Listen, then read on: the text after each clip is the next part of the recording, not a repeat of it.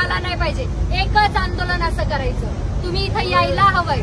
तुम्हाला जर इतकं सुद्धा कळत नसेल की तुमच्यावरती अन्याय चालू आहे आणि त्या अन्यायाला जर तुम्ही वाचा फोडत नसाल तर तुमचा जगून काही अर्थ नाहीये. इथं आलेल्या प्रत्येक व्यक्तीला मी जिवंत समजते की त्याला कळतंय त्याच्यावरती अन्याय होतोय. पुढच्या वेळेस ज्यांच्यावरती अन्याय होईल त्यांनी सरळ शासनाला ताकीद द्यावी की आमच्यावरचा अन्याय बंद करा, नाही तर सरकारने खाली उतरावं. त्यांच्या खुर्च्या सोडाव्या. तुम्ही एसी मध्ये बसण्यासाठी तुम्हाला निवडून दिलेलं नाहीये. आम्ही तुम्हाला आमचा म्होरक्या म्हणून निवडून दिलेलं आहे. तुम्ही आमच्यासाठी आहात, आम्ही तुमच्यासाठी नाही.